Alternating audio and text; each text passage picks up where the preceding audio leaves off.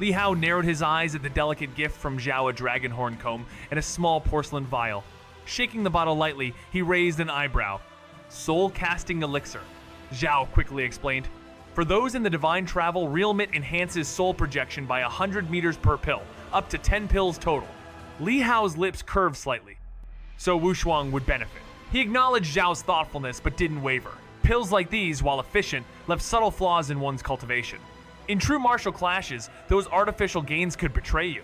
Unlike others, Li Hao couldn't even absorb them, and even if he could, he wouldn't. His uncle and Feng never relied on shortcuts. They favored spirit food energy rich, strengthening the body without corrupting the soul. They had no need for external aid. Li Hao gave Zhao a knowing look. The gift was appreciated, but his path remained unshaken, untainted by convenience, forged in silence. Zhao simply smiled, understanding this was never about the gift, but about trust. You've been back for years now, came the gentle reminder, voice low yet firm. If your heart still lingers on Wu Shuang's shadow, perhaps it's time you spent more moments with your cousin.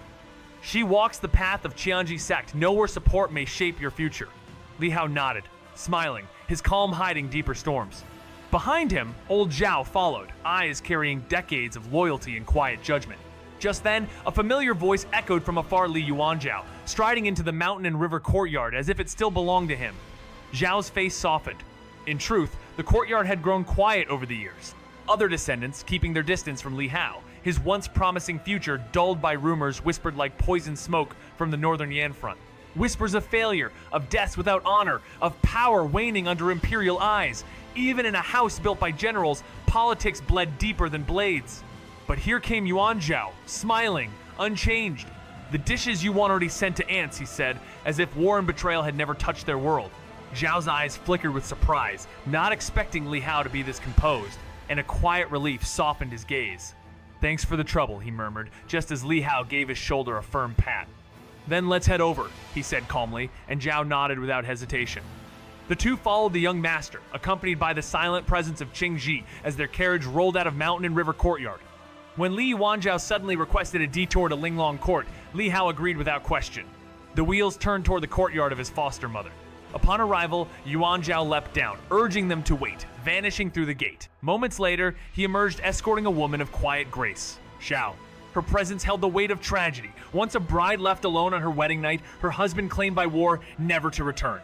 With no child of her own, she had taken in Yuanzhao, raising him in silence. Inside the carriage, Li Hao's gaze turned distant as memories of childhood flickered off, being held in her arms, of a warmth long buried. But now, her expression was tight, eyes unreadable. In the shadows of the approaching banquet, none of them could guess the invisible threads tightening around their fates. Xiao Yujing narrowed her eyes, her tone laced with disdainful elegance as she scolded. It's not about whether she needs the gift, it's about dignity. You're representing our house, not tossing scraps to beggars. What will they say when they see you bring nothing but snacks? Her gaze snapped to the carriage, catching sight of a modest box. And this? What even is this? Zhao stammered, explaining it was prepared for another by his own concern, but Xiao Yujing scoffed, then turned sharply to Li Yuanzhao. See, you think others are sincere, but they dance circles around your naive heart. Empty-handed and clueless, what are you planning to offer your cousin? A smile? Li Yuanzhao's lips parted, eyes wide in innocence. But Zhao made it for Hao. It's not my fault. You! Her hand trembled midair, fury checked only by the presence of others. Forget it. Your mother's prepared one already. A maid stepped forward, delivering a box to the boy, who moved to open it but stopped at a single sharp glare from her eyes. Head bowed, he followed in silence. We'll take our own carriage, she said coolly to Zhao and Li Hao, brushing them aside like dust on silk. Mother, Li Hao murmured. Silence, she snapped, her words cutting sharper than any blade. Whether she needs it or not, your gifts must show dignity. Xiao Yujing's scorn dripped like frost, her eyes sharp as blades. If people see you offering scraps, won't they mock us behind silk fans? Her gaze swept to a corner of the carriage there. A simple box waited. And this? Is this your grand sincerity? Zhao, ever the old servant, scrambled to explain. It was for young Master Hao to offer Miss Shuang, not for. But Xiao Yujing cut him off with a scoff, turning her cold fire on Li Yuanzhao. You walk in circles, blind and foolish, while they plan behind your back. Her voice flared. You come with nothing. What will you present your empty hands? Li Yuanzhao shrank back, mumbling, but Zhao prepared it. I didn't know. You? Her palm trembled in fury, barely restrained, her breath sharp with frustration. If not for Li Hao and Zhao, I'd strike sense into you myself. She snapped her fan closed. Enough. Your mother already prepared a gift for you. A maid stepped forth, elegant and wordless, offering a finely wrapped box. Tempted to peek, Yuan Zhao flinched under his mother's glare, lips sealed, shadowed by shame. We'll ride in our own carriage, Xiao Yujing declared, not sparing Li Hao a glance. No need to crowd. Mother, Li Hao started, but her answer came swift and slicing. Be quiet. The wind whispered through the curtains, but no warmth followed. Is this conversation helpful so far?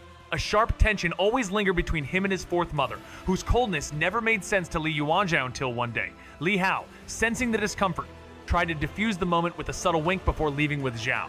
Left behind, Yuanzhao turned to his mother, trying once again to understand her aversion to Hao, only to be cut off with a harsh glare and an even harsher truth. He started too late. You'd bring trouble upon yourself. Confused but unwilling to argue, Yuanzhao could only nod, the weight of her words sinking in like cold iron.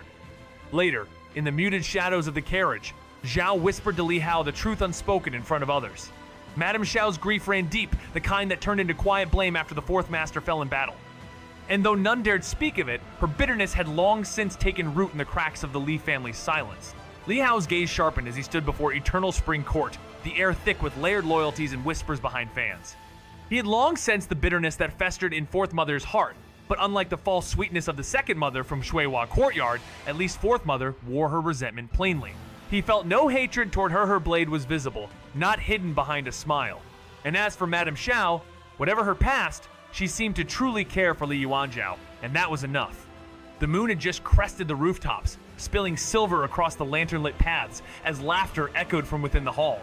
Servants bowed low as Li Hao passed, Zhao's carefully wrapped gift in hand, stepping into a scene painted with warmth but edged with unspoken tension. And then, as the door opened, the flickering light caught a figure he had never seen before. Elegant, unfamiliar, dangerous. In that heartbeat, the laughter faded, and Li Hao felt the air still as if something had shifted, quietly, forever. Do you like this personality? No one foresaw that after just 2 years in the military, he would fall on the battlefield, leaving a wedding gown unworn and vows unspoken. The marriage dissolved before the incense could be lit. The Empire presumed the union ended with his death. After all, how could a royal princess become a widow before the wedding even took place? But she defied it all, her heart unmoved by time or expectation, vowing that, in this life, she would marry none other than the 9th son of the Li family. With his armor in hand and the Emperor's fury trailing behind, she journeyed alone to Qingzhou, completing the wedding ceremony in silence and sorrow. Thus was born the legend of 9th Madame Zhang Xian'er, whose love stirred even the coldest chambers of the palace. Her grace commanded not authority, but reverence. Even the proud 2nd and 5th masters of the Li clan bowed with genuine affection when they spoke her name. This was not about rank, but about devotion. When Li Hao heard the story for the first time, something old and unfamiliar stirred in him. In this era, a single heart could last a lifetime, untouched by time or temptation. Unlike his own world, where feelings changed faster than a flick of the finger across a glowing screen. 9th, Madame is too kind, said Li Wushuang gently. Zhang Xian'er's smile in return was like autumn sun cool, but warm enough to remember. At that moment, He Jianlan spotted Li Hao entering and beckoned him with a smile that softened the room. He returned the smile naturally, feeling more at peace beside her and 9th Madam than anywhere else. He approached the table, eyes catching dishes he had requested earlier, and handed over a small gift box. Wu Shuang's return deserves something special, he said lightly. I hope you like it, cousin. No one foresaw that after just 2 years in the army, he would fall on the battlefield, abruptly ending a marriage that was days from being sealed to tragedy, mourned by many. With his death, all assumed the royal engagement would dissolve, for how could a noble princess live as a widow? But she, bound by unshakable devotion, declared she would marry only the 9th son of the Li family in this lifetime. Defying court and custom, she traveled to Qingzhou, clutching his armor and robe, and completed the ceremony alone, becoming the 9th Madam in name and soul. Her vow turned legend, whispered through Qingzhou's streets like a poem of old. In the Grand Li household, even the elders lowered their voices in reverence when speaking her nomino for her status. But for the love she enshrined, when Li Hao first heard this tale, his heart stirred with unfamiliar weight. In this era, a single lifetime was enough to love and to remember only one. A stark contrast to his own time, where affections shifted with the swipe of a screen. 9th Madame is too kind, murmured Li Wushuang, her her aloof face softening in genuine respect. As Li Hao entered the hall, the matriarch's eyes lit up warmly. Come, sit down. Even Xianxia, cold to most, offered him a gentle, knowing smile. Feeling the warmth of the room, Li Hao smiled back, setting down the gift he brought. I heard Wushuang was returning. Just a little something. Hope you like it, cousin. Li Wushuang accepted the gift with an unreadable face, her fingers brushing the box as if it were no more than formality. Without pause, she moved to place it on the gift table. From the side, Liu Yurong's voice pierced the air with light-hearted teasing, curious why she wouldn't open it. Shuang-er, don't you wonder what Hao gave you? He rarely gifts anyone, she smiled. He Jianlan's tone remained calm, steady, as he offered a simple truth. The food Hao sends is made by his hands, that's gift enough. As soft agreement circled the room, Zhang Xianer beckoned Li Hao to sit, her tone warm, her words evoking the sweetness of memories. If you like them, I'll make more tomorrow, Li Hao responded smoothly, his voice easy. Meanwhile, Wu Shuang hesitated. She hadn't cared to open it, but now, with the elders watching, indifference might look like offense. She opened it casually. A porcelain vial, a dragon horn cone. Her brows twitched common gifts, nothing rare. She almost shut the lid. Then came Lu Yue wrong again, laughter hidden beneath her words. The craftsmanship is fine, and what's in the bottle? Soul-casting elixir, Li Hao answered plainly. Wu Shuang's eyes narrowed ever so slightly. She closed the box with care and placed it aside, her voice cool as mountain wind. Do you think I need such pills? Her voice was soft, but it chilled the room like frost creeping over a warm cup of tea. The question hung in the air like a blade. Accepting the pills would imply weakness, rejecting them would make the gesture pointless. Li Hao hesitated, caught between courtesy and insult, his helpless sigh barely audible. Shuang-er, he began, only for Lady Gao to smooth things over with a polished smile, trying to douse sparks before they became flames. But then the quiet boy Li Yun stiffened, pride prickling like needles as he transformed before their Aishin high, tone sharp. My sister is a 9th grade warrior. She doesn't need such things. He snapped, eyes flashing with defiance. Li Hao stared at him, this foolish cub roaring at the wrong time, in the wrong place. Lose his temper now, and he would embarrass her, not himself. So he said nothing. But the tension was already a storm, rippling under smiles and silences as the family's warmth began to crack beneath the weight of hidden truths and quiet pride. Zhang Xianer leaned close to Li Hao, her voice honeyed with mischief. If Shuang-er doesn't like it, I'll make it up to you later, Hao. Liu Rong chimed in quickly, trying to soothe the tension. It's the thought that counts. Shuang-er said nothing, just placed the gift on the rack with casual disinterest. Then came the sound of footsteps, and Li Yuanzhao entered, calling out to Li Hao. The moment shattered Zhao Yujing's fragile calm, her son greeting someone else first. Furious, she masked her anger with a flawless smile and strode in, praising Shuang-er's beauty to shift attention away from her son's misstep. The hall returned to its polite hum, but Li Hao merely watched, amused at every word these women spoke was wrapped in thorns. Yuanzhao gave a knowing glance to Li Hao. Whatever had happened earlier was settled between brothers. He handed over a gift to Li Wushuang, who opened it despite a faint frown. Inside this dance of smiles and silence, everyone knew one thing. In this family, the real blades were hidden behind courtesy. Jiang Xianer leaned close to Li Hao, her voice a playful melody. If Shuang-er didn't like it, I'll make it up to you later. Lu Yue Rong quickly echoed with soft urgency, it's the thought that matters. Shuang-er said nothing, her gaze cool, slipping the gift onto the rack like setting down a weight.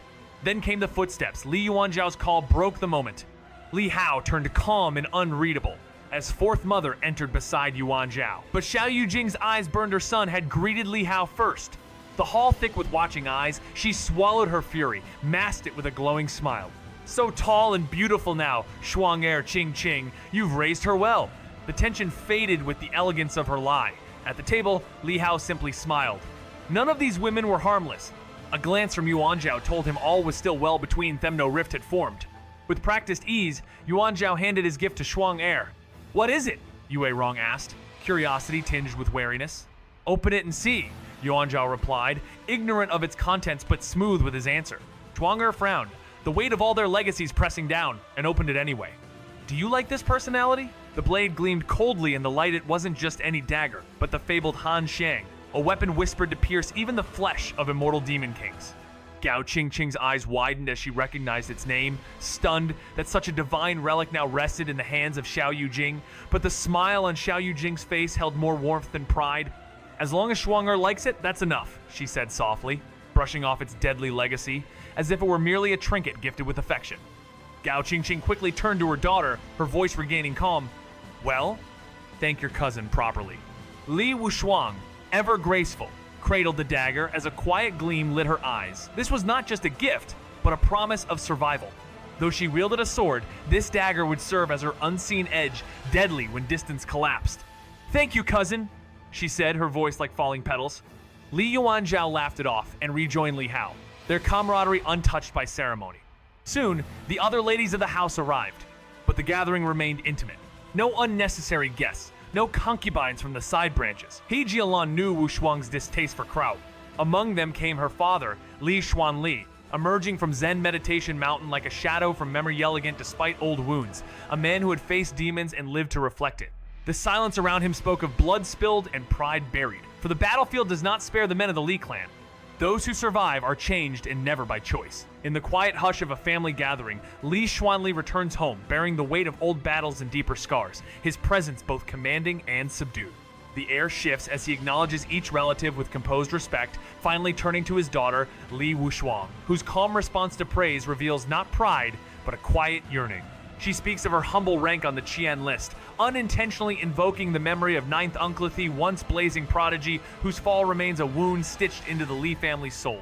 For a breathless moment, silence settles like ash. Ghosts of childhood laughter echo faintly from the courtyard of their past, where siblings, once trained, laughed and defied their father's wrath together. That world is gone. As the shadow of the ninth uncle's legacy looms, Li Xuanli's smile flickers past and present clash behind his eyes. But he catches himself, and with a soft, almost teasing tone, he breaks the spell. You wish to match your ninth uncle? You're still far too green. He was already shaking the heavens at 17. The weight of legacy is not in the blood, it's in the silence that followed. It tastes exactly like it did more than 10 years ago, she murmured, a rare softness flickering across her face. The cool and composed Li Wushuang momentarily dropped her aloofness, gently lifting the dish to her lips with curiosity and a hint of nostalgia. It's good, she smiled, for once letting her guard down. Across the table, Li Xuanli offered a warm chuckle. Eldest sister-in-law truly considered Shuang-Er's return. Bamboo fragrant dark dragon liver from Emerald Lake Courtyard, it's not easily forgotten. But He Jianlan shook her head with a faint smile, glancing at the silent youth focused intently on his food. Not me. It was Hao and Yuan Zhao. They remembered how long Shuang-Er's been away, and thought she might miss the taste of Qingzhou. Li Xuanli turned, surprised. You two bought this? Li Hao looked up, quietly nodding, the respect in his eyes unmistakable. Yuan Zhao chimed in with a grin. Uncle Hao's the true connoisseur. Everything you've complimented so far, all his picks. And there's more coming. Li Xuanli's expression shifted, recognizing the boy once dismissed as a cultivation cripple. He remembered attending the child's 100-day feast. Rumors had said the boy's meridians were broken, yet here he was, strong, thoughtful, and seemingly reborn. Perhaps someone had helped him, or perhaps he had risen on his own. But even so, the years lost could never be regained. A late start in cultivation meant falling behind forever. And yet, the quiet strength in the boy's gaze suggested otherwise. It's exactly the same. Just like over a decade ago, she murmured, savoring the familiar warmth of home on her tongue, the taste unchanging, timeless. A flicker of surprise broke through Li Wushuang's usual composure as she tilted her head and sampled the dish with cautious grace, then smiled, unguarded, for the first time in years. Across the table, Li Xuanli's eyes softened. Eldest sister-in-law truly remembered Shuang-Er's favorite, bamboo fragrant dark dragon liver only found in Qingzhou. I nearly forgot it myself. But he, Jianlan only chuckled lightly, brushing credit aside. Not me. Hao and Yuan Zhao brought it, they said. After so long away, Shuang-Er deserved a taste of home. A pause. Then realization struck Li Xuanli. You two. Li Hao, quiet and respectful, gave a small nod while Yuan Zhao grinned. Uncle, Hao's got the best taste among us. Everything you praised, he chose it all, and there's more coming. Eyes shifted toward the young boy once rumored to be a cultivation cripple, forgotten by many, but not broken. Perhaps late to start, but even so, a blade once buried may still draw blood under the right stars. Li Hao's quiet restraint spoke louder than words, as Uncle Five's voice softened with unexpected kindness, even hinting at Li Hao's father's imminent return. The tension in the air shifted. Shuang-Er was nudged to express gratitude, but Li Hao, sensing the subtle weight behind the gesture, chose grace over pride, letting the earlier moment pass unspoken. Yet across the table, Shuang-Er's cold glance betrayed her discomfort. His calm demeanor, Indifferent yet distant, unsettled her. Her reply cool, dismissive, pushing aside the dragon liver was sharp enough to cut the silence. But her father's expression darkened instantly. "What do you have against Hauer?" he demanded, no longer masking that he'd seen everything unfold. His voice carried not just anger, but disappointment, echoing through the dining hall like a blade drawn too quickly. Even the clatter of chopsticks ceased. In that instant, everyone felt it. This wasn't just about etiquette. It was the unspoken clash of blood, pride, and something far more dangerous simmering beneath the surface. The air froze like a blade's edge. Asking the girl to apologize now would only shatter her pride. He, Jianlan, sensed the shift and interjected softly. "Xuan Li, don't blame Shuang-er. She just returned. Shuang-er, do you have something to say about Hao?" Wu Shuang's heart clenched her father, scolding her for the first time since she came back. And not for her sake, but for someone else? She glared at Li Hao, eyes like stormlit steel. "Ask him. While I was away, he bullied my little brother. Father, you've been in seclusion, you wouldn't know." That revelation struck like a sudden thunderclap. Li Xuanli blinked, stunned. Li Hao? A bully? Li Yun's face shifted. Nerves surfaced. It had been a careless moment that told his sister, laughing, about a time Li Hao had hit him. It was meant as a joke, but now, with his sister returned like a vengeful spirit, the old wound opened wide. He'd always wanted to stand up to Hao, but never had the nerve. Wu Shuang had no such hesitation. Li Hao stood still, staring at the boy's anxious face. So he'd held a grudge all this time? Maybe he hadn't hit him hard enough back then. Li Yun's face turned crimson, not from fury but humiliation. Back then, he had never defeated Li Hao, who had outmatched him in every way. "I was careless," he muttered, grasping for pride. "He ambushed me, and he was stronger." His voice faltered as stifled laughter spread through the Halaveri One, remembered the days when Li Hao, untrained in cultivation but tempered in body refinement, had easily put him down. It was a bitter tale, whispered through clenched teeth, now exposed in front of family thanks to a letter to his sister unseen in years. "Tch, it's because you were obsessed with Hao's fiancé," someone hissed, drawing a chilling glare from Mother Three's silent words etched in her gaze. "Shut your mouth." Patriarch Li Xuanli's eyes narrowed. "Useless, brat. If you have a grievance, settle it with fists in the training yard, not behind your mother's robes. You're a grown man, act like one." His scolding struck harder than any blow, leaving Li Yun trembling with shame. But before the room could boil over, Gao Qingqing sighed and shifted the focus. "How? When is your fiancé returning? I'd like her to spar with Shuang-er when she does." With a calm smile, Li Hao answered, "Shuer will return in half a year." Just like that, the tension cracked, and the room flowed into lighter talk. Swear's talent, her 9th grade combat body, the promise she held. Laughter returned, the past tucked away like dust beneath silk. Li Yun's face burned red, not just from shame but from the weight of an old defeat he never lived down. Back then, he had been crushed by Li Hao, who hadn't even begun proper cultivation. "He ambushed me and was stronger," he muttered, eyes low, trying to preserve what pride he had left. The others stifled laughter. How could a martial artist lose to someone still in body refinement? They knew the truth. Li Yun, obsessed and reckless, had lost more than a duel he lost face. His silent complaints to his sister, long absent, only made things worse. Then came the careless jab. "It's 'cause you were hung up on Hao's fiancé." Li Yuanzhao snapped only to be silenced instantly by his mother's deadly stare. The room tensed. Li Xuanli's voice cut through it, harsh and cold. "You call yourself a man, whining to your sister over a sparring loss? Settle it with fists, not complaints." Li Yun shrank further, humiliated anew. But Fifth Lady, sensing the wound had festered long enough, turned to Li Hao with a smile. "Speaking of which, when is your fiancé returning? The Sword Saint's disciple should spar with Shuang-er." "Calm as still water," Li Hao replied, "in about half a year." The mood lightened. The women chimed in with fond memories of Shuer, her 9th grade combat body, her talent. The sting of Li Yun's shame faded beneath the gentle current of new conversation like dust swept under silk. Li Hao, calm and composed, shared easy laughter with the women at the table, his presence like still water hiding deep tides.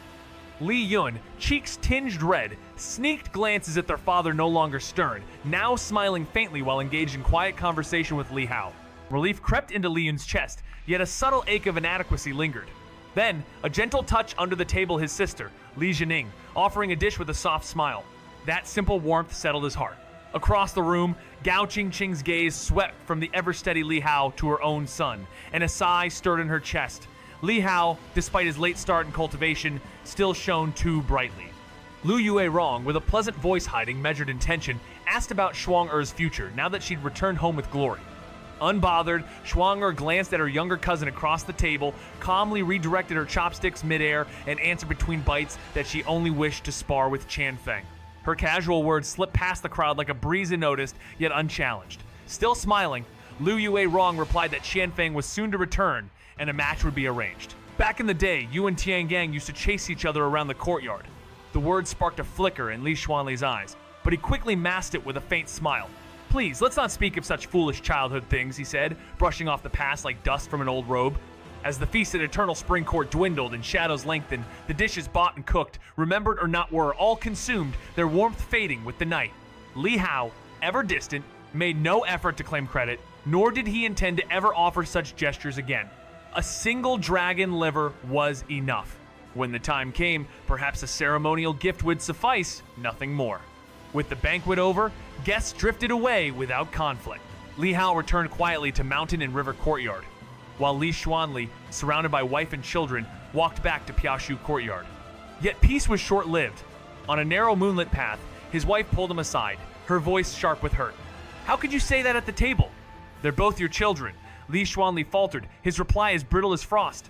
They were in the wrong, and Yunair so timid, he'll never rise.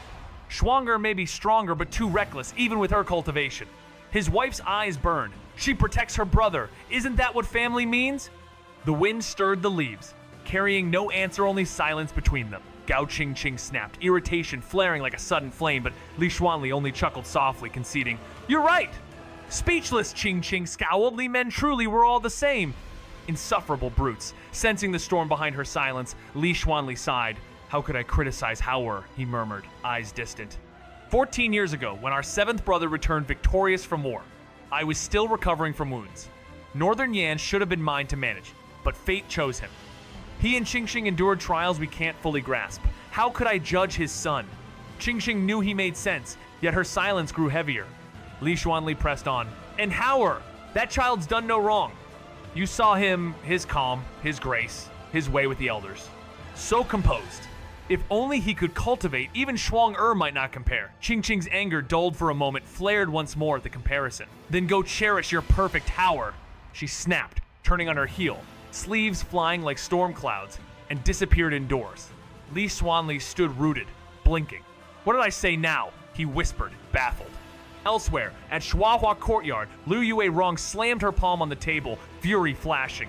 That girl dares challenge Qian Feng for the true dragon seat? The nerve of someone destined to be married off? She doesn't realize her own limitations yet. She dares to dream beyond them. As the girl mentioned sparring, Lu Yue Rong saw through the surface. This wasn't about training. Her return was too timely, too calculated. The true dragon seat, once dominated by male heirs for generations, had known a female, only once-sea woman who never married, who ruled the clan's fate and rode into legend as Daeyu's famed commander. Could this young miss truly believe she could follow such a path? A divine travel realm? Ha! Laughable. Lu Yue Rong's smirk deepened.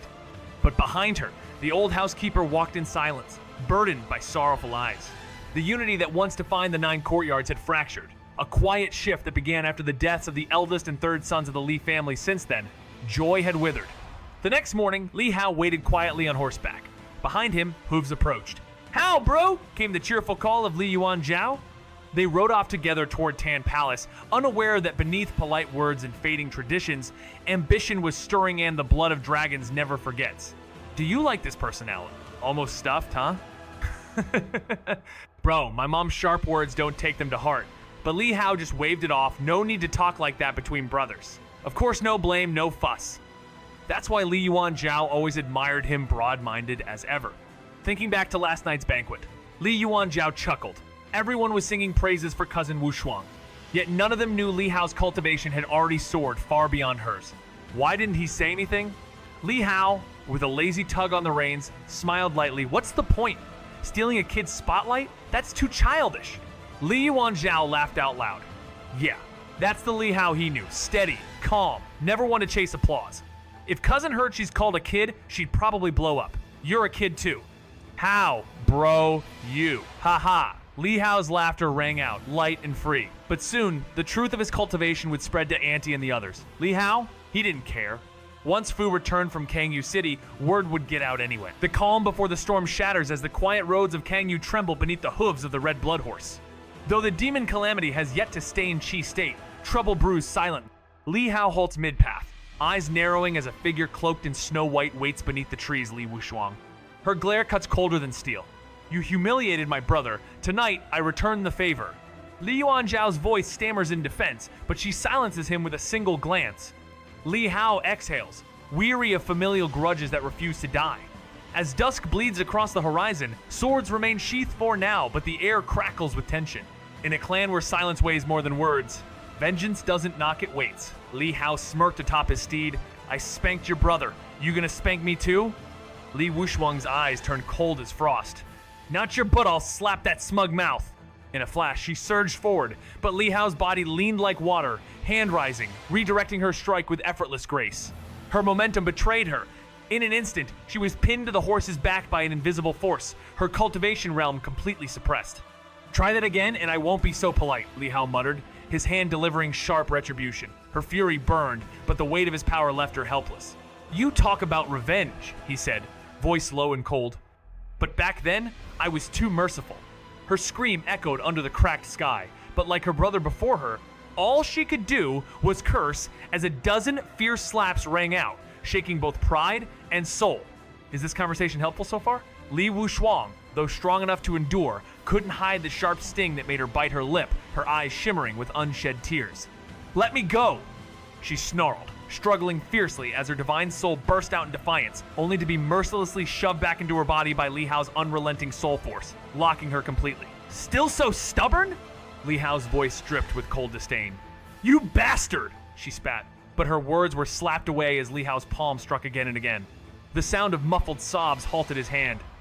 Beneath his palm, the proud daughter of heaven so aloof, so untouchable just yesterday, was now trembling. Her face streaked with tears, her ethereal pride shattered like falling mist. Convinced now? Li Hao asked softly, his hand finally still. Lying limply over the horse's back, Li Wushuang refused to answer, her silence speaking louder than words as tears slid silently down. Li Hao's eyes narrowed with a mocking grin. If you're still not convinced, I might just strip you bare, seal your power, and hang you on this tree for all to see. Her wide, horrified gaze shot up. Could a person really say such things? Weren't they cousins? Even Li Yuanzhao, standing aside, was stunned, but couldn't hide the faint spark of amusement in his eyes.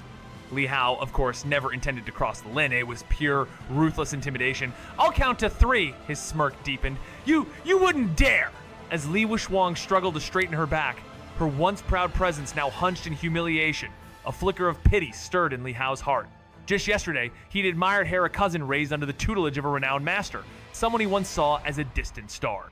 But now, facing her fury, her words biting, "Don't give me your cold comfort," he remained silent.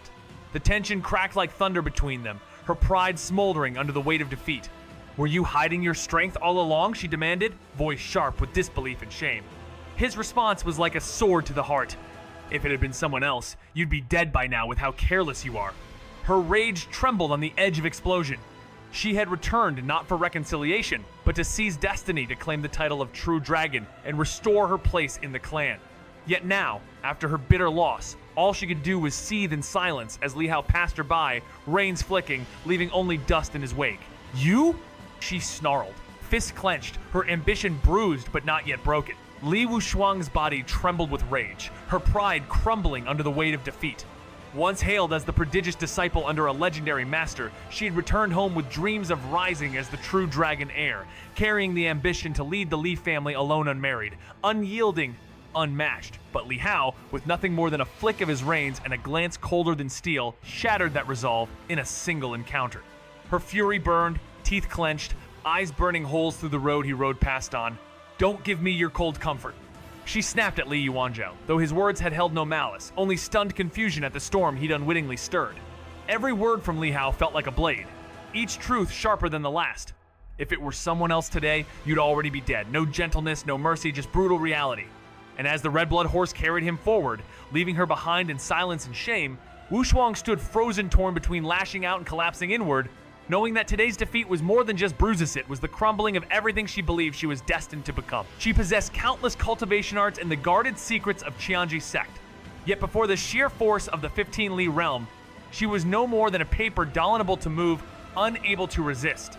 Without stepping into that realm herself, no technique could bridge the chasm between them, no pride could be reclaimed.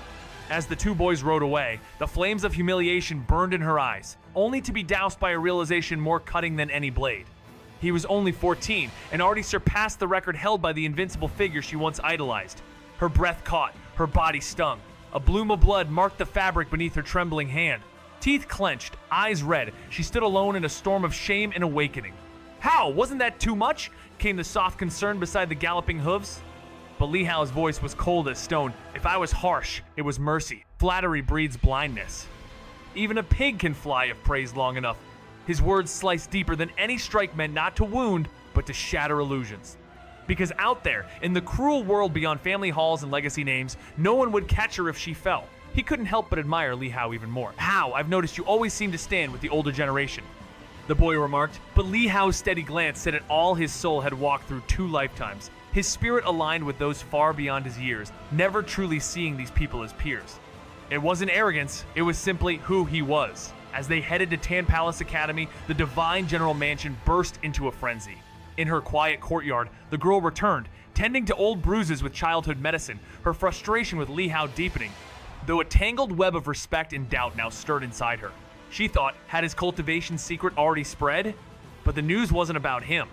Stepping outside, she learned it was the return of the Northern Yan war hero, a name that ignited the hearts of Qingzhou. The Li family, legends carved in stone and enshrined in 4 martial temples, carried a legacy etched into the city's bones. 6 brothers lost in battle, 14 years drenched in war, a demon-slaying record that filled 3 volumes. This was no ordinary return. 30 li from the city, the victorious army approached, and before they even crossed the gates, the streets pulsed with life. Market stalls were abandoned, food and wine carried by trembling hands, as the people of Qingzhou surged forward, not out of duty, but out of burning reverence for the silent, undefeated commander. Your father, Lord Marshal Valor, has returned in triumph. The words echoed like thunder through Shen Yunqing's trembling voice. And in Qingzhou City, where the Li family's name weighed heavier than law, such news struck deeper than steel. Li Hao froze. Father? Memories flickered like scattered embers, 14 years buried.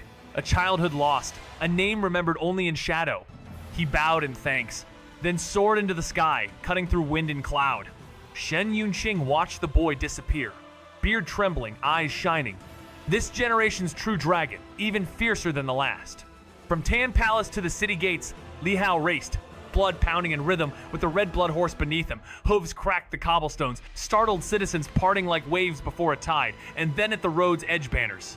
Dust, and a silhouette astride a dragon lion. Father and son met in silence, one astride battle-forged majesty, one on a blood-red steed. In that single glance, history uncoiled.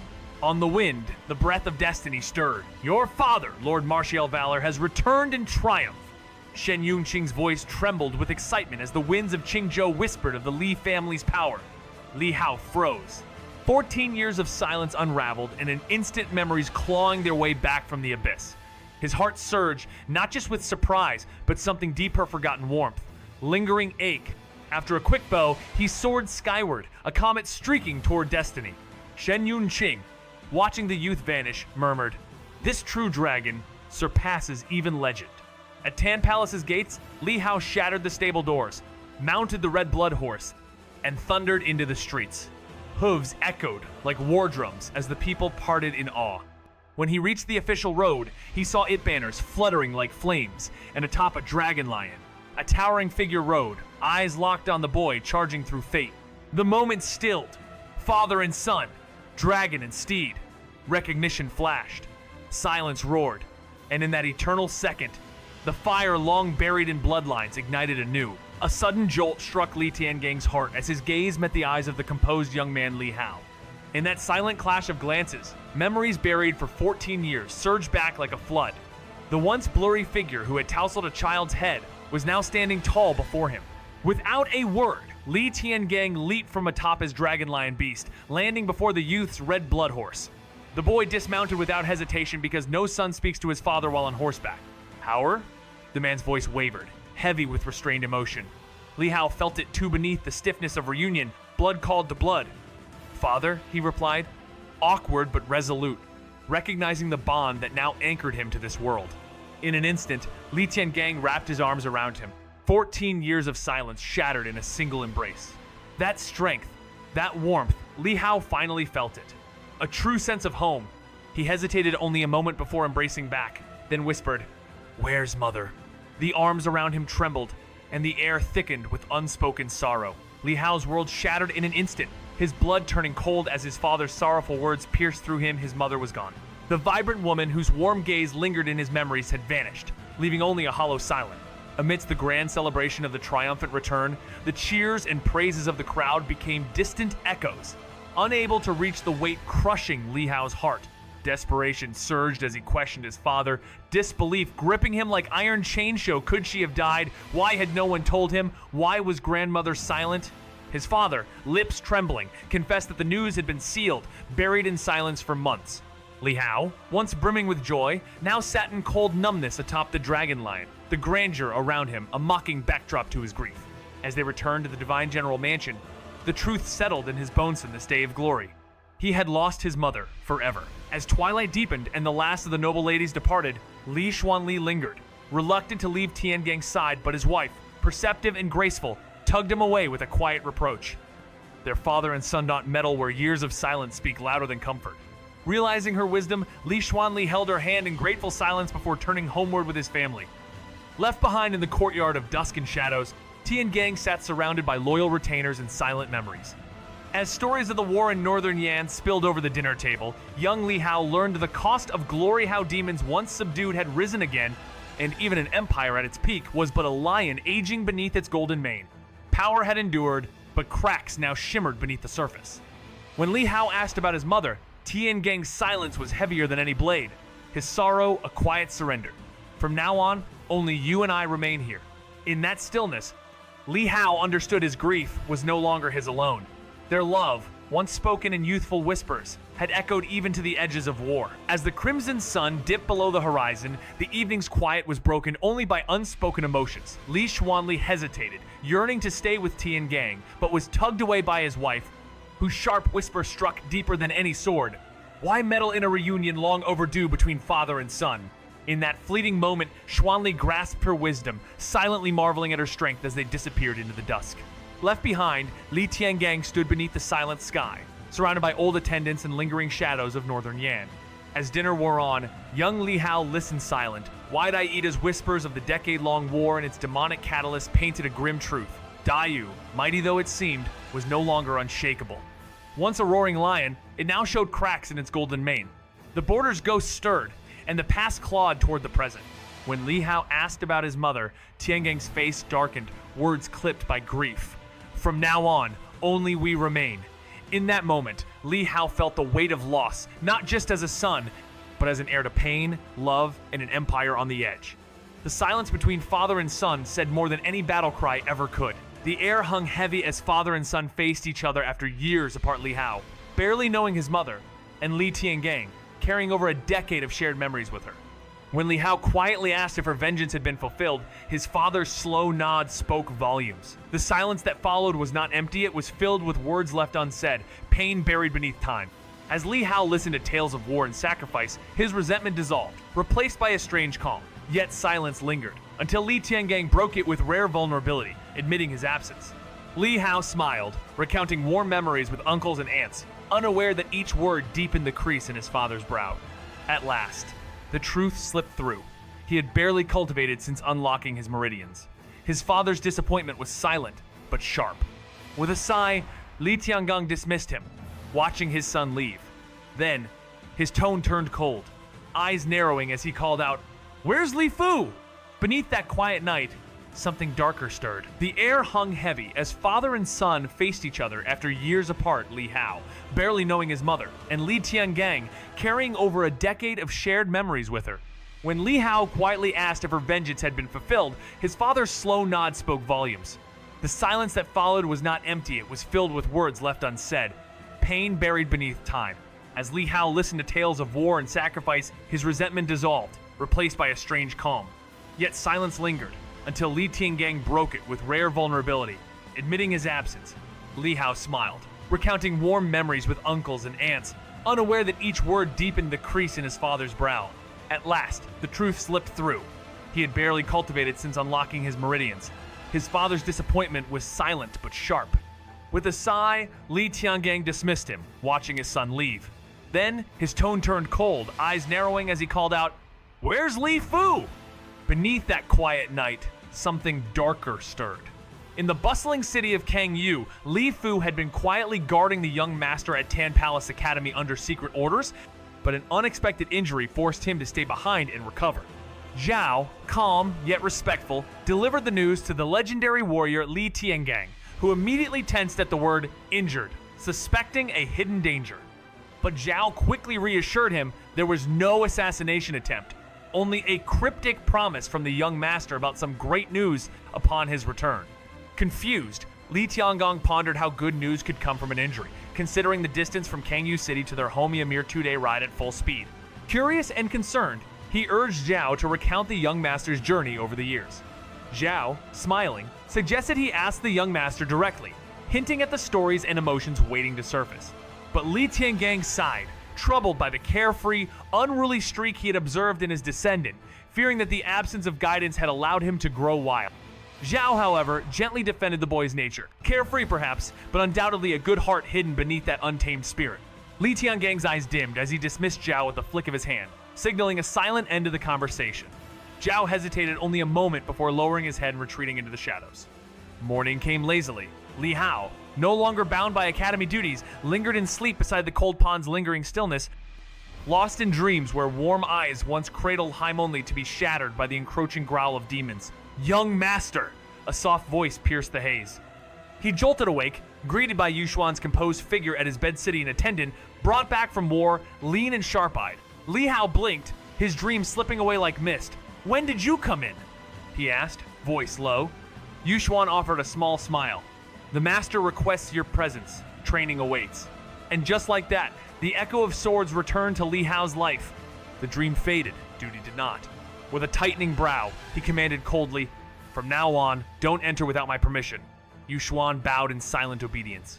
The silence between them held no warmth, only the beginning of another chapter shaped not by choice, but by legacy. Li Tianggang's cold dismissal hung in the air as Zhao bowed and faded into the shadows. The next morning, Li Hao rose late. There was no urgency now. No summons from Tan Palace Academy, just the quiet weight of a father's return. Days blurred into idle sketches by the cold pond or quiet chess games with old Shen, but sleep offered no peace. Dreams, twisted into haunting illusion-stender eyes, a whisper of comfort, then the crushing tide of demons. "Young master!" the voice shattered the trance. Startled, Li Hao opened his eyes to find Yuxuan, the sharp-eyed attendant from the battlefield, standing by his bed. Called to train in the front courtyard, Li Hao's leisure ended with a sigh. The dream's warmth, stolen. His voice turned cold. "Don't enter my room again without permission." Yuxuan nodded. The past was gone. The trials were beginning. Wrapped in silken arrogance, Li Hao sat up at last, waving for fresh robes like a noble born under constellations of indulgence. Qingji moved swiftly, but it was Yuxuan's still expression that mirrored the quiet disapproval. "The master is waiting," he finally said, cold and curt. Jolted by urgency, Li Hao dressed himself in haste, brushing off the earlier languor. Together they crossed the threshold, shadows trailing their steps until they neared the main house. A glance, a pause, and Li Hao vanished through the doorway like wind chasing a forgotten scent. Silence struck, his treasured calligraphy and paintings gone. A tremor rippled across his composed mask as he cried out, "Zhao!" The old servant appeared, hesitant, carrying truth like a blade behind his back. The master moved them to the woodshed. The word hung like ash in a funeral breeze. Woodshed, not a gallery, not a vault. Rage surged. Among those pieces were sketches of a mother whose face memory could no longer shape, now tossed like kindling. Eyes narrowing, fists clenched, Li Hao stood still, but inside, the fire had already started to burn. Li Tianggang's cold dismissal hung in the air as Zhao bowed and faded into the shadows. The next morning, Li Hao rose late. There was no urgency now. No summons from Tan Palace Academy, just the quiet weight of a father's return. Days blurred into idle sketches by the cold pond or quiet chess games with old Shen, but sleep offered no peace. Dreams, twisted into haunting illusion-stender eyes, a whisper of comfort, then the crushing tide of demons. "Young master!" the voice shattered the trance. Startled, Li Hao opened his eyes to find Yuxuan, the sharp-eyed attendant from the battlefield, standing by his bed. Called to train in the front courtyard, Li Hao's leisure ended with a sigh. The dream's warmth, stolen. His voice turned cold. Don't enter my room again without permission. Yu Xuan nodded. The past was gone. The trials were beginning. Father, those paintings have... The words barely left Li Hao's mouth before they were crushed under the weight of his father's icy command. Apologize to Uncle Yu Xuan. Shock flared in his eyes. This wasn't the man he'd remembered, or maybe he'd never known him at all. Zhao tried to soften the blow. Speaking of Li Hao's passion, his years of silent dedication but was silenced in an instant. The storm behind Li Tiangang's eyes spoke louder than any scolding. Scrolls, chessboards, fishing rods, fragments of a wasted path scattered like fallen leaves. This wasn't just disappointment, it was judgment. In this hall, under the ancestral gaze of duty and pride, indulgence was treason. Everyone had let him stray, coddled him, perhaps out of fear or pity. But his father had returned, and with him came the sword of correction. Now, the word fell like a final strike, apologize. And in that moment, Li Hao stared into a face he could not recognize, a stranger cloaked in duty, a father shaped by expectation. Yesterday they had met, but had they ever truly seen each other? Beneath the sting of shame, a flicker of irony curled in Li Hao's chest. Blood made them family, but legacy? That was forged alone. Is this conversation helpful so far? Father, those paintings have... Li Hao's voice trembled as he tried to explain. But before the words could fully form, his father's sharp gaze cut him off. Apologize to Uncle Yu Xuan. Li Tiangang ordered coldly, his presence like a blade drawn under moonlight. Li Hao's breath caught. Was this truly the man he called father? Even Zhao, usually calm and composed, stepped in, trying to soften the moment. Young master was only distressed. Those scrolls, they mean everything to him. But his words were shattered by a single command. Silence. The chill in Li Tiangang's voice silenced not just Zhao, but the entire hall. Fury simmered behind his eyes, not just from the clutter of scrolls and fishing rods littering the house, but from the truth they whispered. Li Hao had abandoned the path of cultivation, lost in trivial pursuits. Everyone had indulged him servants, family, even the echoes of his mother's grace, but now the patriarch had returned, and with him, a storm. His gaze pierced Li Hao, not as a father seeing his son, but as a judge glimpsing a disappointment forged in silence. Now, apologize. The command landed like thunder. Li Hao, stunned, stared back at the man he thought he knew. Yet yesterday's memories felt distant, like dreams from another life. How much had he ever understood about this man who shared his blood? And how much did this man truly know of the boy standing before him, heart full of dust, yet eyes still seeking the sky? A letter? The question cut through the haze like a blade. Li Tiangang frowned Northern Yan. When? He hadn't seen it. Li Fu's realization struck him mid-thought. By the time he sent that message, his lord was already on the road home. The silence that followed the Battle of Kangyu City had weighed heavily. While recovering, Li Fu had pried into the tale, doubting it at first until Yue Shuhong confirmed it. Only then did he write not to home, but to Northern Yan. Good news of this magnitude wasn't for casual ears. It belonged first to those who had lived every heartbeat of worry. Li Hao's parents. The rest could wait. Now, with his lord standing before him, Li Fu's voice trembled with pride, eyes flashing. Young master has reached the 15 Li realm. Time seemed to freeze. In the courtyard's breathless stillness, the weight of that revelation shattered every doubt. Zhao's ancient eyes widened 15 Li. Yu Xuan and Li Tiangang were statues, stunned beyond words. Li Tiangang blinked, voice cracking with disbelief. Li Hao hadn't even formed a foundation yet. No blood melting, no fanfare. Li Fu only nodded, unable to suppress the joy. It was true. Did the second uncle forbid you to speak of it? Li Hao asked in return. Even if I told you, what could you have done? Could you have come back? Li Tiangang paused slightly, looking into the young man's calm, black eyes, and suddenly felt as if his heart had been pricked. But then, a wave of anger surged. At least your mother and I would have been happy for you. We would have asked your aunt to find a grandmaster to teach you. Li Hao said, a grandmaster? Isn't it enough to be taught by the second uncle? Are you still not satisfied with my cultivation level? Li Tiangang was taken aback, at a loss for words. Indeed, the second uncle at the Four Stands realm was also comparable to a grandmaster. But for the Li family descendants to take a grandmaster as a teacher, it wasn't just for learning, it was also an accumulation of connections for each generation. That way, when the older generation is gone, those favors might not be of much use to the next generation.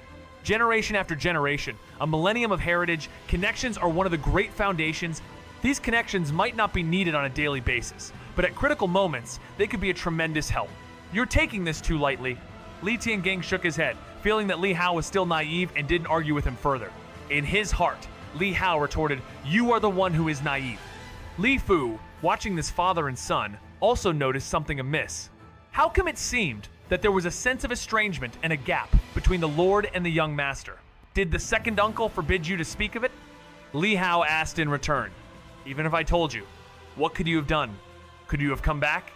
Li Tiangang paused slightly, looking into the young man's calm, black eyes, and suddenly felt as if his heart had been pricked. But then, a wave of anger surged. "At least your mother and I would have been happy for you. We would have asked your aunt to find a grandmaster to teach you." Li Hao said, "A grandmaster? Isn't it enough to be taught by the second uncle? Are you still not satisfied with my cultivation level?" Li Tiangang was taken aback, at a loss for words. Indeed, the second uncle at the Four Stands realm was also comparable to a grandmaster. But for the Li family descendants to take a grandmaster as a teacher, it wasn't just for learning, it was also an accumulation of connections for each generation. That way, when the older generation is gone, those favors might not be of much use to the next generation. Generation after generation, a millennium of heritage, connections are one of the great foundations. These connections might not be needed on a daily basis, but at critical moments, they could be a tremendous help. You're taking this too lightly. At just 14, he had already stepped into the 15 Li realm, surpassing even legends before him. The old master's eyes gleamed as if the weight of decades had finally lifted. No longer would this talent be hidden away in shadows. "Let the world know," he declared with fire in his voice, "that the son of the Marquis is a genius, unseen in 1,000 years. The loyal servant, eyes brimming with long-suppressed tears, remembered every silent struggle, every spark of brilliance that once seemed wasted. Now, even the last crack in the mirror of fate had sealed Li Hao was whole. But before the servant could spread the news, Li Hao's voice cut through. "First, bring my paintings out of the firewood shed." A quiet defiance lingered in that request. The old master's joy faltered, replaced by a shadow of reproach. "Why waste time on trivial things?" he chided. But Li Hao's silence spoke louder. They would never understand what he built in secret was part of his path. Talent wasn't the only truth. Li Tiangang shook his head, feeling that Li Hao was still naive and didn't argue with him further. In his heart, Li Hao retorted, "You are the one who is naive." Li Fu, watching this father and son, also noticed something amiss. How come it seemed that there was a sense of estrangement and a gap between the Lord and the young master? "What if I did become the grandmaster you all want?" Li Hao's voice was calm, not defiant, but distant. The elder's eyes gleamed. "Then the world would shake. The Li clan would rise again. You'd be a once-in-a-millennium genius." But Li Hao only stared back, eyes like still water. And then what? The silence that followed was heavier than any praise. The elder spoke of provinces, cities, billions of lives geniuses as countless as river carps. Some make it, most don't. Even the brightest flames flicker. He recalled his uncle, an immortal at 19, praised across the lands. But that glory was brittle. The path only gets harder. Many blaze early, then vanish. Only a few carve their name into history. Li Hao understood it all. He said nothing more, turning instead to his trusted uncle with a quiet request. The elder's face darkened, his words had failed. Li Hao had already chosen. In Northern Yan, his voice rang with the authority of heaven and earth, a single word, and the ground itself trembled. "You're not allowed to go!" The command froze the air as Li Tiangang stepped forward, his eyes like steel, turning sharply to Li Hao. "As long as I breathe, you will stay away from those reckless pursuits. I've already said it, no matter how far you rise in cultivation, no matter if you eclipse even your 9th uncle, you will bow your head and apologize to Uncle Yuxuan." Yuxuan, ever calm, tried to soften the moment. "Let it be, Lord Hao. Hao heir is young and unknowing. I bear him no grudge." But Li Tiangang's voice cut through the room like thunder. "It cannot be let go." His gaze lashed out first at Zhao, then Li Fu before locking on his son, who stared back with a cold defiance. That expression, arrogant, distant, wasn't born in a day. "Because of your indulgence, he's grown insolent," he roared. "So what if he's talented in cultivation? The Li family has no shortage of geniuses. But if he won't respect his elders, what future does he have?" Zhao's breath caught. Li Fu's face paled. None had expected Lord Hu's wrath to erupt so fiercely. And as Li Fu struggled to defend the boy, pointing to his dedication and strength, Li Tiangang's fury only deepened. "Silence!" The word struck harder than any blade. In war and in family, he had no patience for weakness, cloaked as mercy. Li Fu's breath hitched as he lowered his head. The air around Lord Hu no longer the warm figure of Li Tiangang, but the unyielding commander of martial discipline crackled with silent pressure. Zhao, caught in the tension, dared not speak, only casting a worried glance at Li Hao. But Li Hao stood quiet, facing that cold, unblinking gaze. For 14 years, he had stared at the stars alone, dreaming of recognition, and now that moment had come, but joy was absent. Just yesterday, the world still seemed whole. Drawing a long breath, Li Hao pushed down the ache in his chest and spoke with the calm of someone far too young to carry such weight. He only followed orders. I shouldn't have lost control. Yuxuan blinked, surprised by the composure in Li Hao's voice. But Li Tiangang's fury reignited like a wildfire, his glare sharp enough to cut. So I'm the one to blame? You still want to scream at your father to leave? The weight of that name father hung in the air like chains. Li Hao's fist tightened, then loosened. His gaze drifted not up, not forward, but to the weeds by the stone steps, stubborn and overlooked. A bitter smile touched his lips. Have you ever seen my paintings? Of course not. You said my mother left. I barely remember, so I painted her while I still could. His voice rang out, crisp, clear-cutting through silence like a blade. And in that moment, something inside the iron-willed general faltered. His body trembled, because those paintings, they were of Qing. He never cared for those old scrolls until now. By the time I learned to paint, I had already forgotten what my mother looked like. Only her eyes remained. Li Hao's voice, low and distant, echoed like a brushstroke on fading parchment. He stared at the wind-stirred weeds, lost in a memory too fragile to hold. I tried to paint her, but it was just a shadow. I waited for her return to paint her truly, but she never came back. Silence fell like dust in the courtyard. Even the stern Li Tiangang tightened his fist in his sleeve. Li Hao looked back at his father, eyes calm, yet sharp. You say a grandmaster cannot be insulted, but can my mother? His question wasn't loud, but it struck like a blade to the heart. The atmosphere cracked. Even the cold Yuxuan looked away. As the young man turned to leave, his voice dropped like a seal. Do with those scrolls whatever you want. His back faced them, yet his silence screamed rebellion. Stop! Roared his father, but the boy didn't flinch. Li Tiangang stood frozen. This was the first time someone had disobeyed him, and it was his own son. Anyone else would have been crushed. But Li Hao's words had left him powerless, a giant trembling beneath invisible weight. Master! The young master! Zhao dared to speak. A raised hand silenced him. Move the paintings. Prepare the cleanest room, if any are damaged martial law.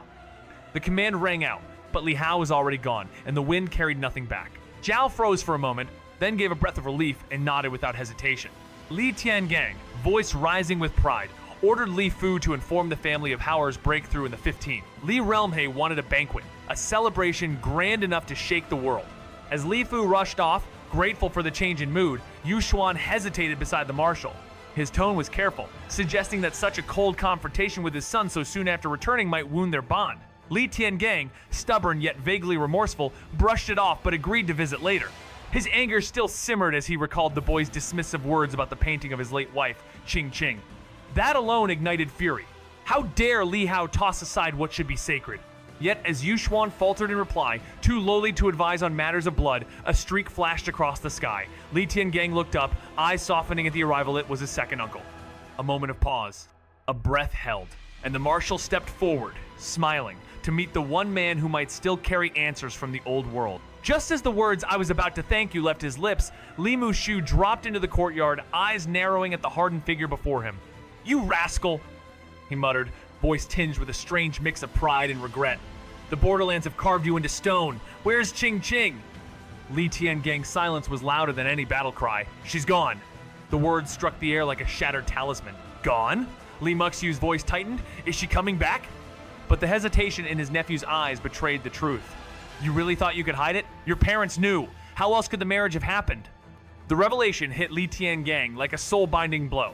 His sturdy form trembled as old truths cracked open inside him. Li Muxiu sealed the courtyard with a flick of his hand, his gaze piercing. Tell me now, will she return? Clenched fists, a slow shake of the head. She won't. A silence heavier than steel hung between them. Then, like a blade catching light, Li Mushu asked, Did the others find out? Hauer? But Li Tiangang's answer was yet another shadow. Number everyone thinks she's... The unspoken word dangled in the air. Hauer doesn't know? In the quiet aftermath of countless battles, Li Mushu's voice cut through the tension like a blade, questioning with a knowing edge. Li Tiangang gave only the slightest nod, and silence hung heavy between them. A breath passed, then Li Mushu exhaled, grim and resigned, declaring that it was better for Hauer to remain in the dark, to consider Qing lost to the world, a name buried like ash in the wind. At those words, Tiangang's frame stiffened, fists clenched tight. yet he swallowed his anguish whole.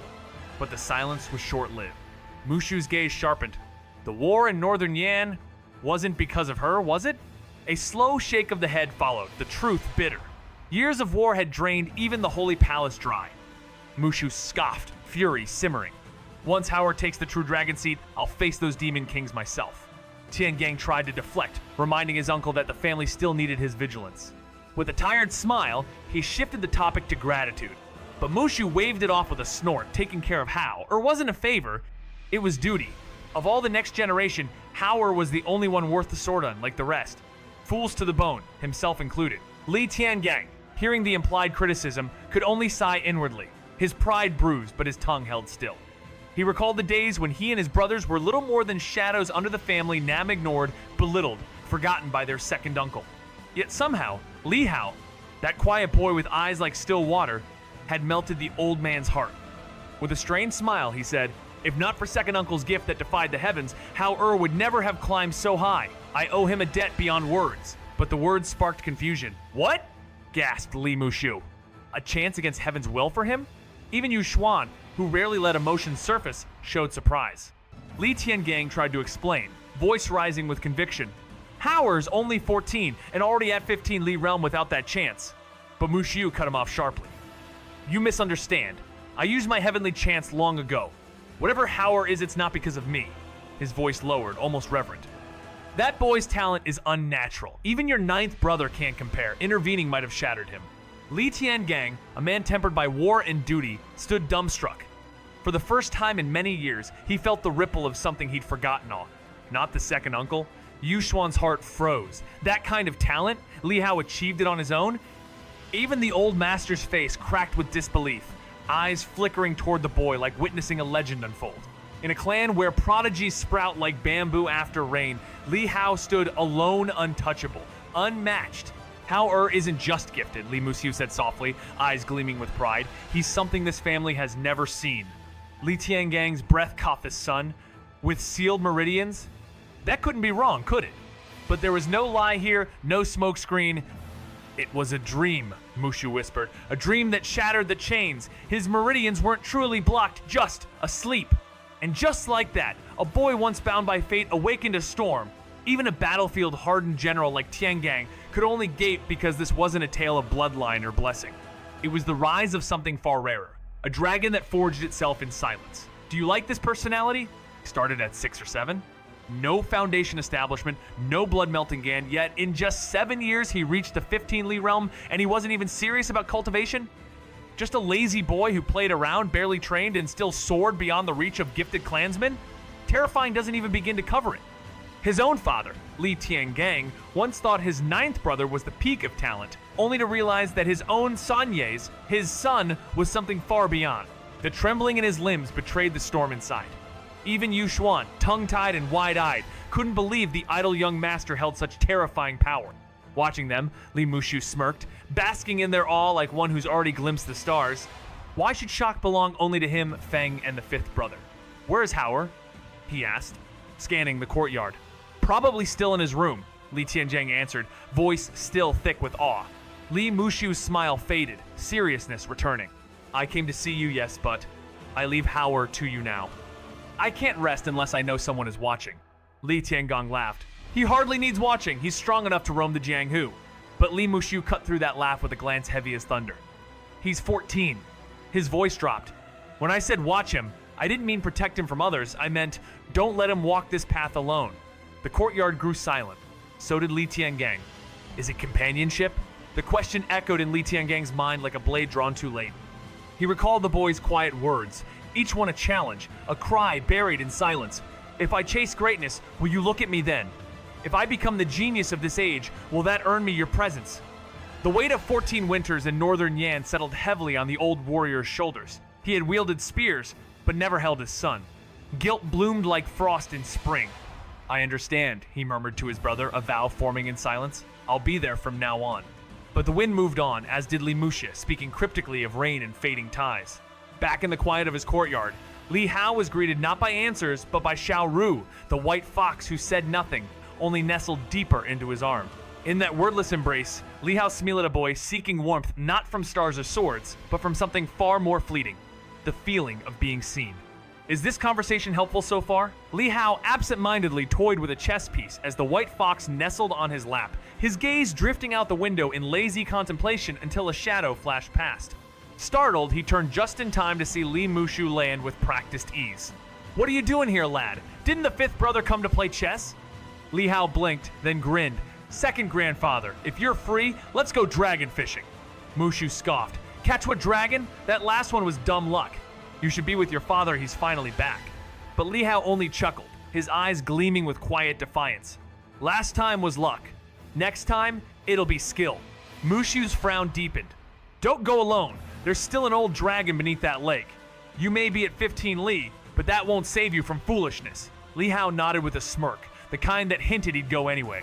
Far away, in the eternal spring court, a teacup shattered, He Jianlan stood frozen, eyes wide.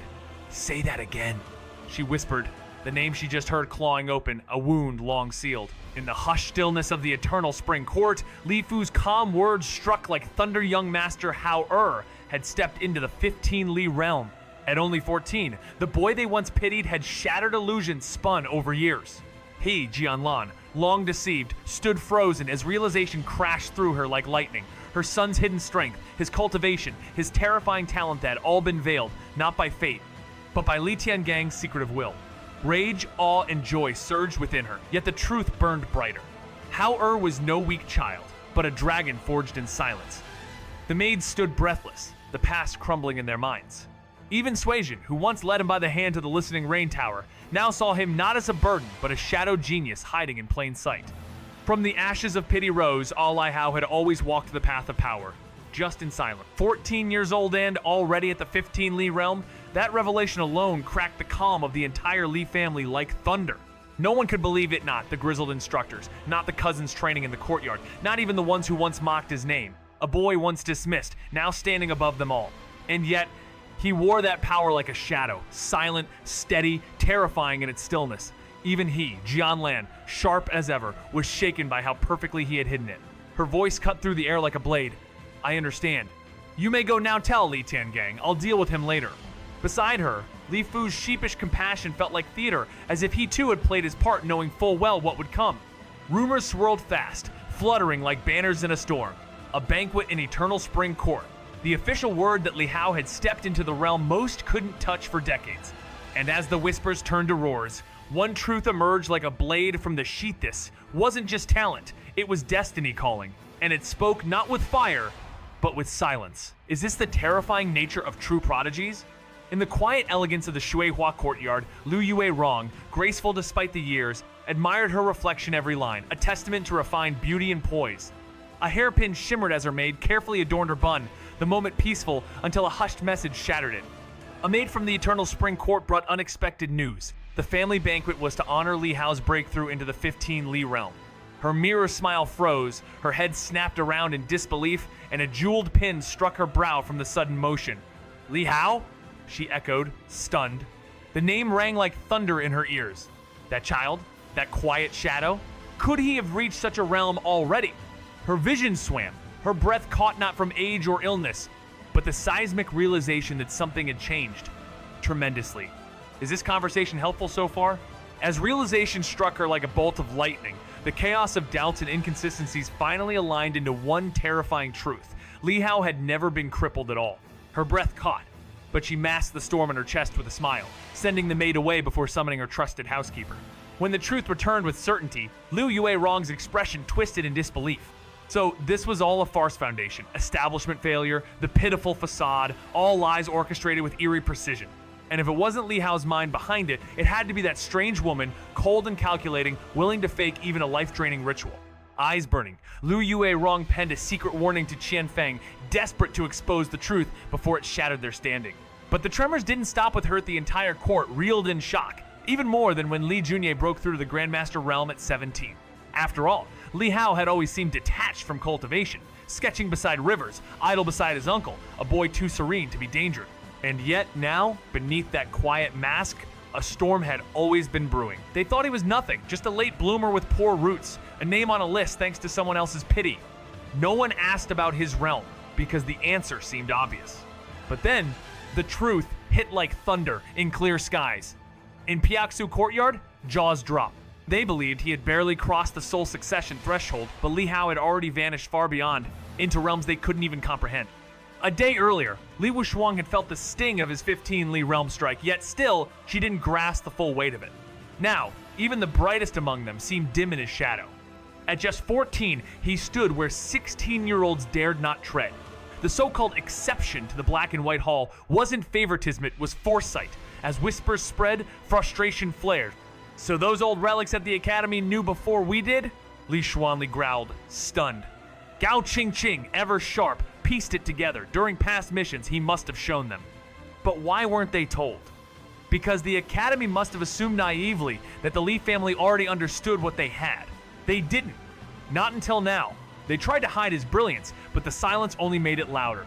While the noble families whispered and watched, the return of Haochild to the frontier, unseen for 14 years, rattled the balance of power. Now his name spreads like wildfire through the Li household, from stone courtyards to smoky kitchens, his legend growing with every retelling. But glory draws shadows.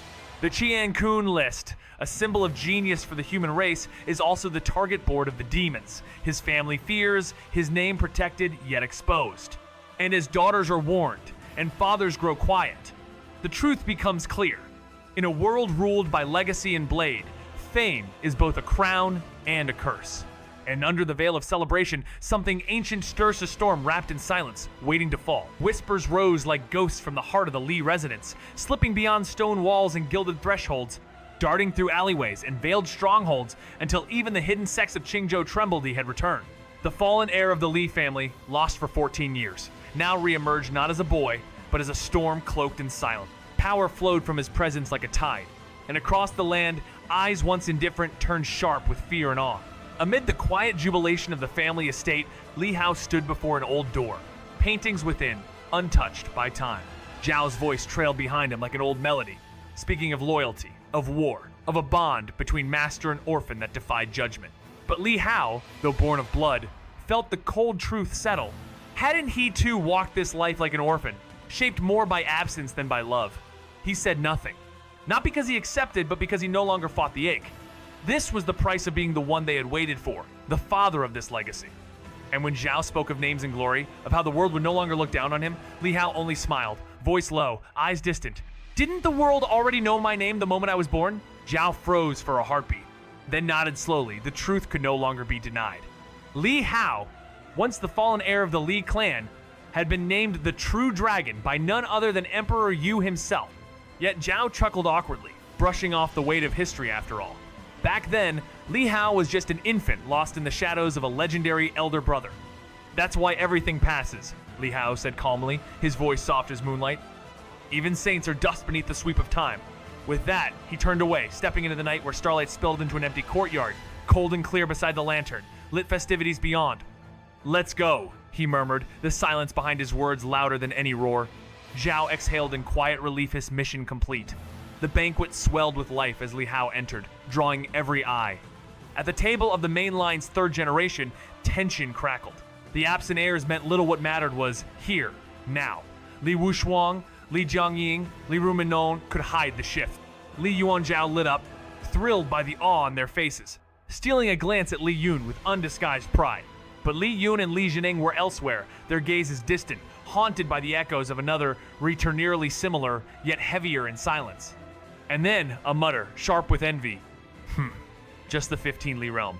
But in that quiet defiance, Li Hao stood still unmoved, unreadable, like a blade buried deep in stone, waiting. Is this conversation helpful so far? What's so great about that? It's only when you step into the realm of a grandmaster that you really have something to brag about, Li Ruming scoffed, her voice slicing through the banquet like a cold blade. The air shifted. Li Wanzhao turned, face tightening as he recognized Hera's shadow from childhood. One half of Lady 8's aloof duo, always wrapped in an air of superiority. They were untouchable, twins orbiting in their own silent world, never speaking more than a handful of words to the rest. He remembered the practice field, the blood, the sound of a bone breaking Lady 8's justice swift and cruel when one of her cherished ones was hurt. That memory still clung to him, the silent screams, the pleading mother. Now, Rumeng dared to mock. his lips curled into a sneer. Nothing to be proud of? Then tell me, 16 and 15, what level have you reached? The room held its breath, the clash of pride and lineage echoing louder than steel. Biased? That's what you call it when someone outpaces you? Li Yuanjiao's mockery hit a nerve, and Li Ruming flared like a match to dry straw. Her voice dripped venom. He clings to second uncle like a shadow. If he's stronger, it's only because of favoritism. But Yuanjiao snapped back. Then why not you? Why didn't he favor you? Ruming scoffed, icy as frostbite. Because he's sly, and his words drip honey. We aren't so manipulative. Glares flew like daggers. From the side, Li Yun and his sister kept their distance, wary of conflict but clearly disgusted. Li Wushuang broke the tension like a whip crack. All that bark, yet no bite. How shameful jealousy suits none of us. Yuanjiao blinked in shock. Wushuang defending him? Strange, considering Hao had once defeated her. Rumeng hissed, "Who are you calling talentless?" Wushuang's gaze cut like steel. "Whoever whines the loudest. You, who just scraped into Soul Succession, mocking a 15 Li realm, what pride can you even stand on?" Silence, and then shock. Soul Succession? Eyes widened. They trained together, shared the same blood, yet they lagged behind. The winds of legacy were shifting and not in their favor. It really is nothing special, Li Zhengying sneered, eyes cold as frost while his sister fumed behind him, their arrogance barely veiled. Li Wushuang, don't think the divine travel realm makes you invincible. Those in the heavenly human realm and beyond see you as dust beneath their feet. Talk again when you've crossed that threshold. But Li Wushuang's gaze sharpened like drawn steel. You dare speak my name without respect? Have you forgotten how to address your own kind, or did your mother teach you to be a stray dog in court? That threshold? I'll cross it far before you crawl to it. Speak to me when you've at least stepped onto the path I now tread, Li Rumeng snarled, unable to hold back. Oh please, you only shine because you cling to a powerful teacher. We just didn't beg for favors. Li Wushuang laughed, not out of joy but rising fury, but before words could slice deeper, Li Yun caught her arm. Don't waste breath on mud, he muttered, voice dripping with sarcasm. They'll just drag mother into this to settle old scores. Li Zhengying's eyes flared. What did you say? But Li Yuanjiao's voice cut in, ice cold. Silence.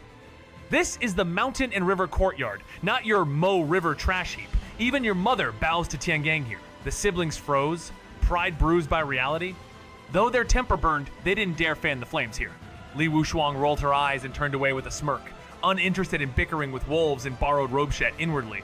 She found it absurd that 8th Aunt's children had grown so crude, as if their lineage alone gave them license to bark in noble halls. As Li Hao strode calmly past the younger ones toward the circle of probing aunties, Li Jining frowned in confusion, only to hear Li Yuanjiao chuckle, Brother Hao doesn't sit at the kids' table. At that moment, Li Tiangang was enduring a relentless barrage of questions. Why had he hidden Li Hao's cultivation level? Who guided him? How could such progress be possible? To him, the battlefield's fury was less terrifying than the sharp tongues of these women. Yet he kept his composure, forced to admit there was no explanation beyond innate talent, a claim none truly believed. The sudden surge of Li Hao's power, his closeness to certain uncles, and the timing of his breakthrough fed silent suspicions of fate-defying methods. As Li Hao arrived, the aunts swarmed him next, trying to unearth secrets from the younger mouth, but his silence was even more impenetrable than his father's. Nearby, Liu Yerong's eyes burned with frustration, cursing both father and son. Far to the south, within the windswept sword cottage, disciples burst in with news that stunned the master mid-scroll 15 Li realm. Could it be the boy from 8 years past, the old-souled child in that empty courtyard, once dismissed, now standing on the edge of legend? 14 years old, just a few moons older than Shu'er yet, already a full realm ahead. Whispers rippled through the sect like wildfire. Jian Wudao's gaze sharpened, no longer calm. That level of talentno, defiance of fate, eclipsed even the brightest of the past. A new true dragon? The Li clan was rising again, favored by the heavens. Disciples once proud now stood silent, their egos shattered. Master, one asked, you nearly took him in, didn't you? Jian Wudao nodded faintly, lost in the memory. Once called a cripple, now ascending like a star. They must have hidden him, he muttered, or twisted fate itself. But he shook his head. Even so, he wouldn't belong to us. Why? They asked. His voice was like drawn steel. He is not of the sword Dao. His path is different. Silence followed reverent, uneasy. A monster walks among them, but not beside them. A dragon born in silence, not flame. What a shame. Having a monster like that as a fellow disciple would have been terrifyingly motivating, someone chuckled, while another nodded, eyes still lingering on the youth. 14, already at the 15 Li realm. That's just monstrous. Jian Wudao's gaze swept over them, sharp as a blade. I always told you there's always someone stronger. Now you see? You've got talent, sure, but if you dream of suppressing an entire era, 60 years worth? Not yet. Go hone your sword. A few disciples exchange bitter smile show. Could one truly overshadow 6 decades of heroes? Then, as if remembering something, Jian Wudao asked, has Xuer already descended the mountain? One of the younger disciples, handsome and carefree, responded, she broke into the divine travel realm and left immediately, said she was heading back to the mansion. Jian Wudao's expression shifted, a faint crease of worry between his brows.